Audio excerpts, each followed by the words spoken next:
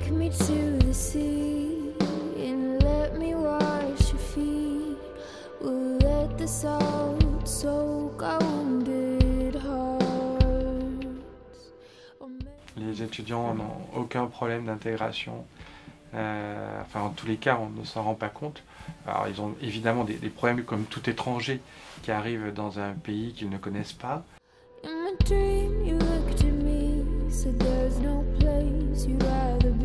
Ici comme ailleurs, les étudiants pauvres, étrangers et noirs ont plus de difficultés que les étudiants riches français et issus d'un environnement social qui favorise leur capacité de survie dans la jungle dans laquelle nous évoluons.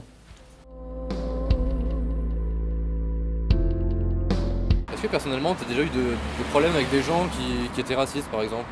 Non, jamais. Bah, ça arrive, je pense, mais c'est des cas isolés quoi. Ça arrive pas souvent, je pense, à Grenoble. On a vu que Grenoble, par rapport à l'université, par rapport au travail, c'est une ville très multiculturelle. Ouais, donc les gens sont plutôt habitués. Voilà, vu qu'il y a beaucoup d'étudiants, donc il y a forcément des étudiants qui viennent d'ailleurs.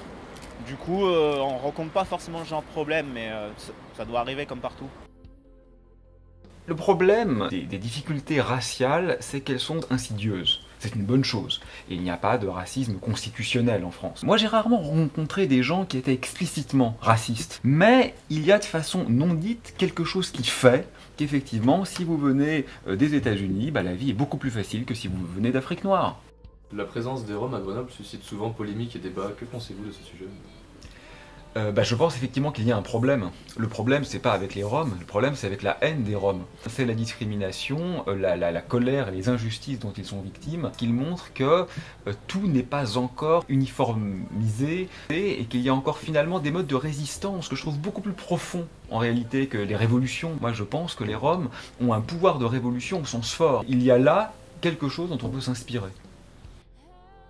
Le métissage culturel à Grenoble est très important et c'est aussi quelque chose de typique, étant donné que Grenoble regroupe 3 grandes universités et que c'est un grand pôle scientifique international. On retrouve beaucoup d'étudiants étrangers, beaucoup de travailleurs étrangers, ce qui fait que la vie multiculturelle apporte un syncrétisme très important pour l'effectif de Grenoble. Après, que sera l'avenir, on verra, mais je pense qu'il faut être très vigilant. C'est sûr que si on ne fait rien, la mécanique capitaliste fera que nécessairement ça va évoluer dans un sens dangereux.